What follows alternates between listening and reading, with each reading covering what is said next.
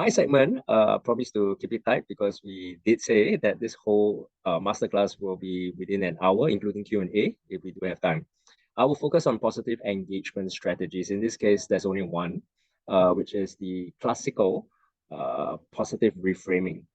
Now, reframing has a lot of connotations. I mean, you've got the pre-framing, you've got different kinds of framing, and different schools and disciplines of framing techniques.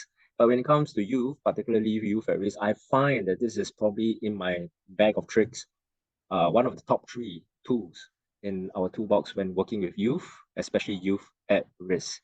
So there's the word positive because tonight we are all just being really positive. Positive youth development, positive psychology. Speaking of which, I wanted to just engage all of you right now.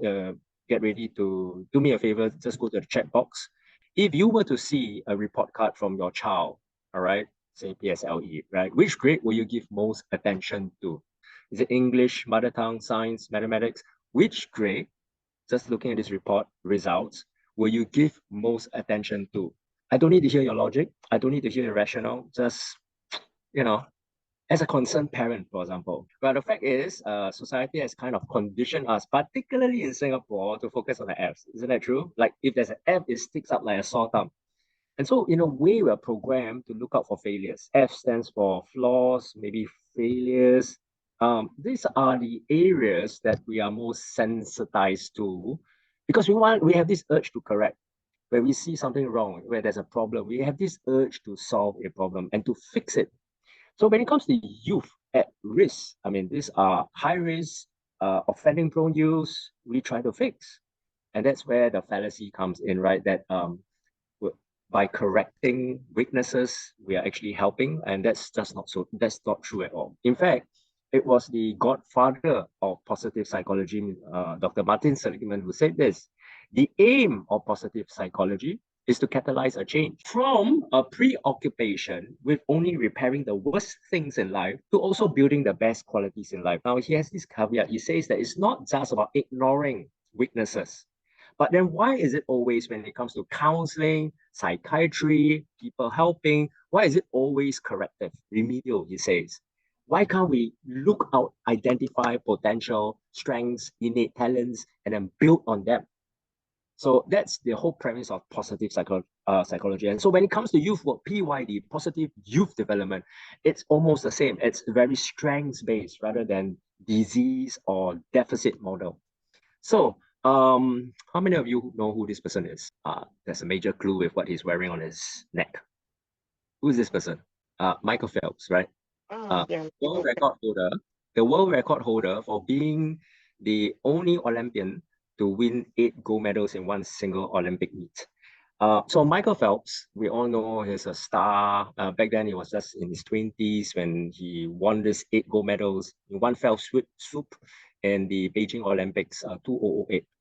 But not many people, of course, today people know about it. We read it on social media and all that. Not many people knew it back then, his background. So I'm going to give you a kind of a case study, right? He had ADHD in school. You know that? Attention deficit hyperactive disorder. In other words, he was very restless and couldn't sit still in class. He failed his subjects. Teachers complained about his behavior. He developed low self-esteem in primary school, hung out with bad company, played truant, etc. And all these things started escalating later on. When he was 11 years old, his father divorced and left the family. So at that age, right, formative years, his single mother had to look after 3 children. And then when he became a teenager, he was arrested for a number of petty crimes as a delinquent, etc., etc. And you know how the story goes. Now, any caseworker, any social worker looking at this case file, for example, right, would immediately be alerted to say, hey, this is an at-risk student, right? And in Singapore, very easy. We've got dozens of programs to recommend him to, probation, at-risk programs. And very prescriptively, and again, understanding the condition of our social biasness, we probably want to treat him, right, or prevent any other further mishaps or to reduce the risk of offenses, but not his mother.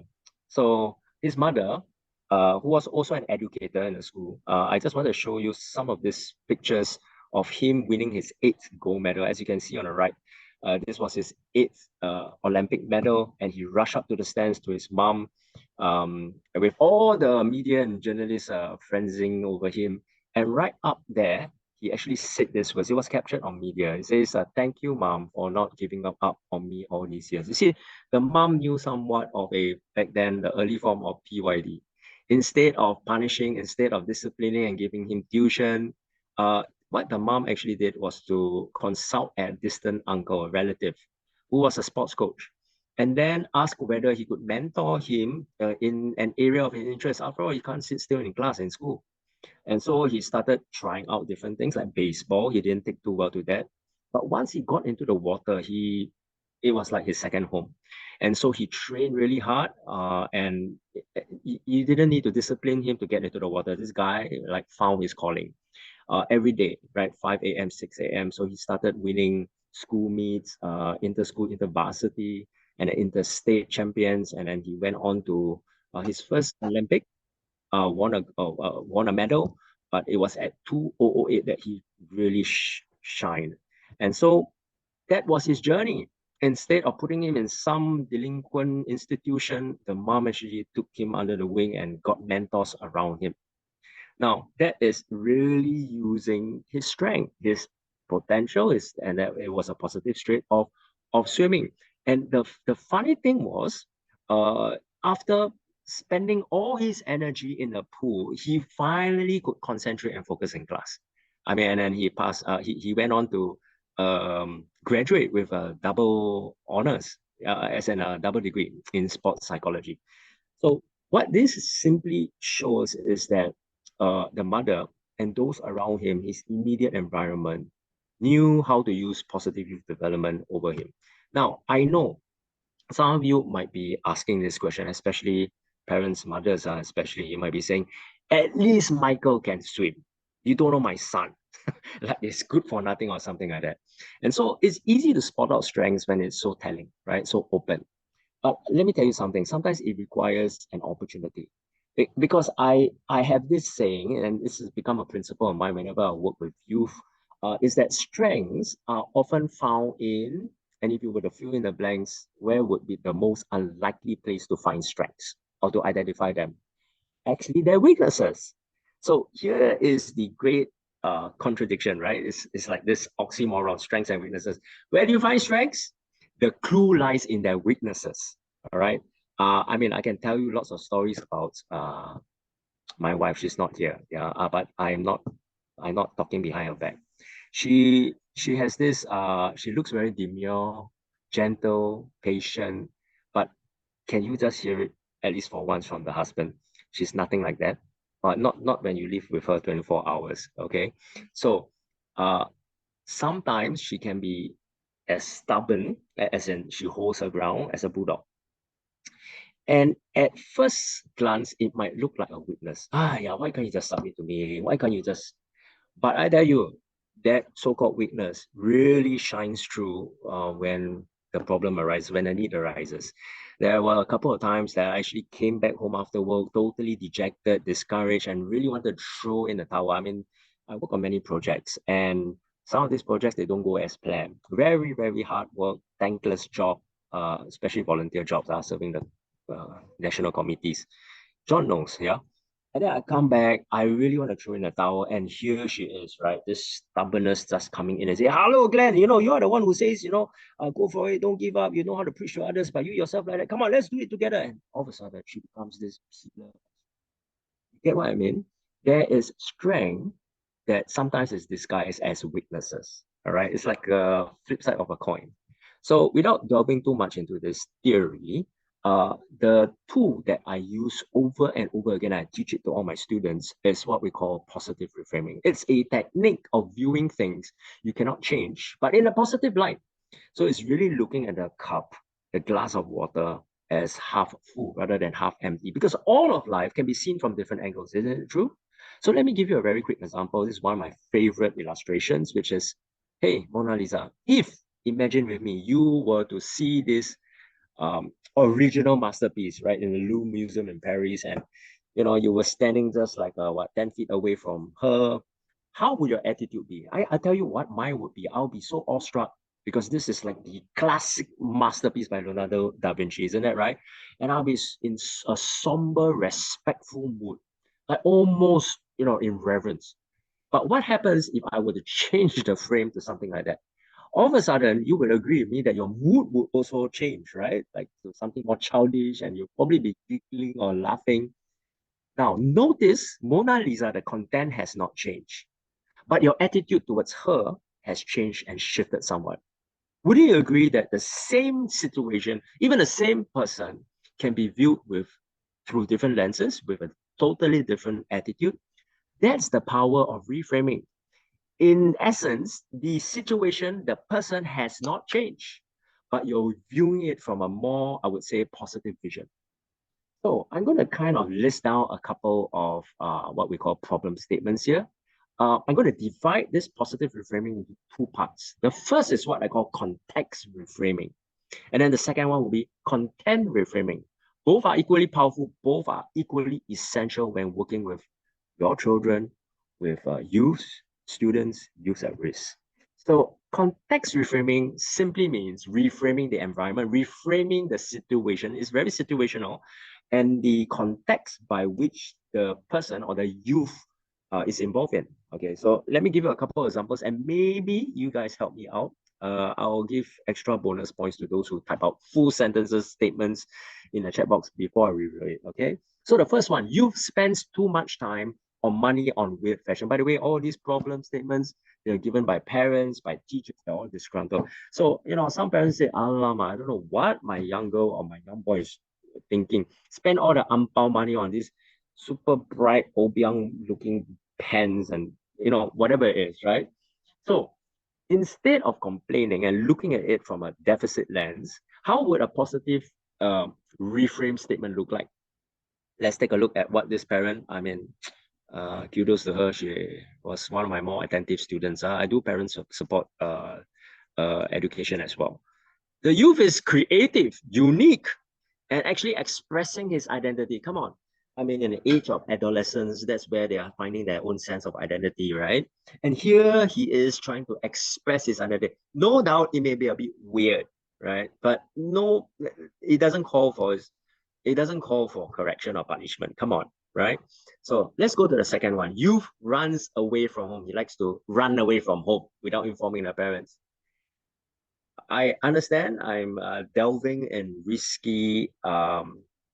I'm not advocating for bad behavior, but what would a reframe statement, how would it look like for a youth who is running away from home? Now, negatively, we know all the bad stuff, right? But how would you reframe it? Well, how about this? Youth is street smart, has survival skills. I mean, he's independent, right? He can fend for himself outside. I'm not condoning his behavior. Mona Lisa is still there. What I'm trying to say is if you really want to find solutions and strategies, I think it pays us well to look at it from a different angle, right? This is not a solution. This is starting the problem solving strategies from a positive lens, okay? So that's number two. Anyway, this is context reframing. It's just a broader view of understanding situations and environments and looking it from a positive lens. Youth is defiant and rebellious. My goodness, this is quite a common complaint. Yeah. It's very stubborn. I say black, he say white. I say yes, he say no. Defiant. How will you reframe your attitude of this young person? Well, how about this? Youth is not satisfied with the status quo. Do you ever realize that sometimes when they are not satisfied, not fulfilled, they probably, voice it out. And if it's not directly in your face, they probably go online. He wants to make a difference. I mean, revolutions are they are formed by young people who are not satisfied with how the way things are going, right? And they have no problem in expressing those thoughts. So instead of just saying, "Oh man, he's defiant, and therefore let's punish him, let's limit him," uh, how about empowering him to do something? Because from last count, from what I know, it is people who are not satisfied that actually make changes, right? And really make a difference in society. So this is what I call context reframing. Let's move to the other one, which is what we call content reframing. Now we're talking about the actual problems that they may be facing, the challenges that we could use a positive angle to reframe it so that there might be more positive solutions leading to more positive outcomes. So let's take a look at some problem statements again. And now you begin to see that these are actual challenges that either young people or normal people encounter. And so with this positive reframing technique, we are able to actually wriggle out of these situations by framing it from a positive lens. Number one, I failed so many times and I feel lousy and want to give up. Now, notice this. I mean, the rule of thumb is that Mona Lisa cannot be ignored. Don't go into denial and say, no, no, I've not failed. No, don't give up. No, stay positive, stay positive. Positive thinking never helps, right? But if you begin to reframe the meaning of these problems, then all of a sudden, a plethora of opportunities begin to open before you. So I feel so many times, I feel lousy and I want to give up. How could you reframe this in a more positive attitude? I may be so close to success. If I give up now, I won't be able to experience success. Failing is part of sowing seeds. If I keep at it, I will reap my reward one day. Now, notice the way it's framed, this statement. Notice that it does not deny the fact that you have failed. Notice that it's inspiring. It's not no, I will not give up. That kind of statement never lasts because it does not change the meaning. But let's dissect this a little bit. Take a look at the second sentence. Failing is part of sowing seeds. Sowing seed is a type of metaphor of and I wonder if you guys have heard of the law of the seed. The law of the seed states that if you have an apple fruit that has about, say, 10 seeds inside, and an apple tree produces about 500 apple fruits in its lifetime, that would amount to 10 seeds times 500, that's 5,000 seeds, which equates to 5,000 potential new apple trees being planted. But is that the reality? That for every apple tree, you will have an offspring of 5,000 new trees? Not at all. Because the law of the seed states that if you want a higher chance of planting more trees, you got to sow more seeds. In life, not all seeds take root. Isn't that true? So if you want to succeed, then you've got to sow more failures. Because the higher your level of failure, your failure rate, the higher the chance of it taking root and producing success. It's the same principle across most of life. I've got a good friend who submitted 10,000, nearly 10,000 photo frames or photo shots, pictures for a competition, a photography competition in Japan. And out of the 10,000 shots, sorry, he didn't submit 10,000, he took 10,000 shots. He selected 10, just 10 good ones, and he won the first prize. In order to produce the best results, to experience success, we've got to fail more times. Now, wouldn't you agree that that whole metaphor changes the message and the meaning so that it becomes more inspiring, more motivating for you to take action, right? Okay, I spent too much time on problem one. Let's go to problem two. The workload is getting heavier. I've just been assigned a new role. I'm stressed. So, this is not uncommon right now with the whole manpower crunch and future of jobs that's being so volatile. So anytime someone leaves, gets retrenched, the workload on you, the surviving employee, is going to just get piled up. Isn't that true? And then you're stressed. So how would you reframe this so that it becomes more inspiring, more motivating for you, more positive? So let's take a look at what this person wrote. Out of all my coworkers, I've been given this new role. This shows that my bosses can trust me, can depend on me, I'm reliable, I'm an asset to my company. Now, wouldn't you agree again that this totally changes the meaning of what it means to have your workload getting heavier, staying back up, OT every day? Now you probably be more inspired to say, okay, man, let this be an opportunity for me to prove myself, my value, maybe get a promotion, a bonus, whatever. Okay, yeah. Like I said, this is just a tool at the beginning stage to broaden your palette of opportunities and solutions. I'm not saying that this is a solution on its own. Let's go to the last one. I'm sick and tired of all the quarreling that's happening at home. It's getting worse by the day. Now, the meaning, obviously, which is very clear to see, is that, you know what, this is just escalating, and it may just come to an end. I'm going to throw in the towel. I'm just going to give up on this relationship.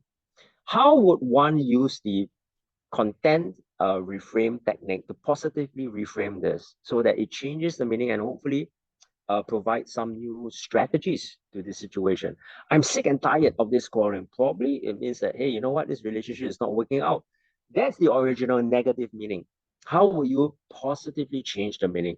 Let's look at this woman who said, there's this relationship must be important to us in order for us to invest so much time and energy and emotion into it. It means that this is worth fighting for. Does that radically shift the meaning?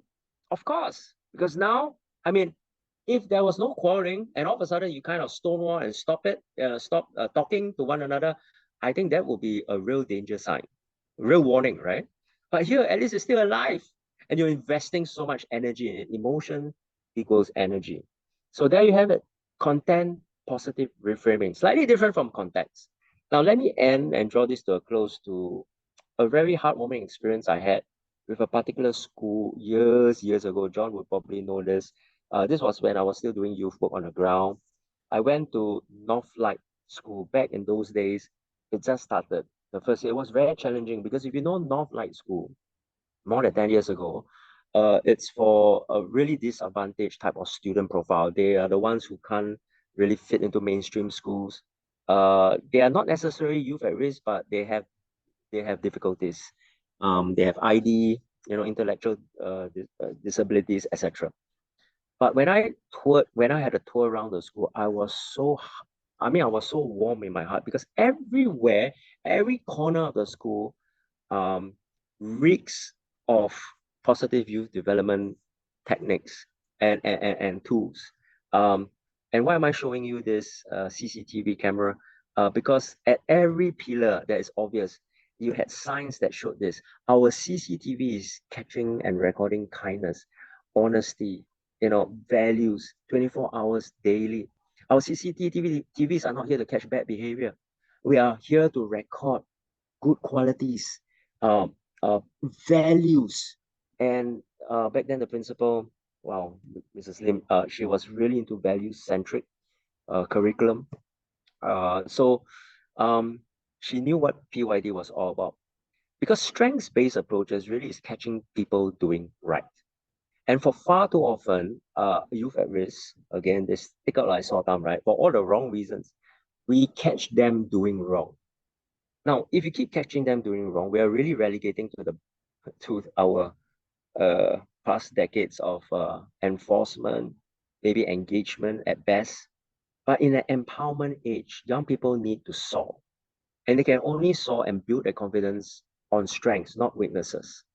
So I just want to encourage every one of us, whether you're a parent, educator, youth worker, social worker, even though it's challenging, even though your buttons are pushed, to constantly have a high regard and high value of youth areas, of youth in general, because they do have potential just waiting to be unlocked through your intervention.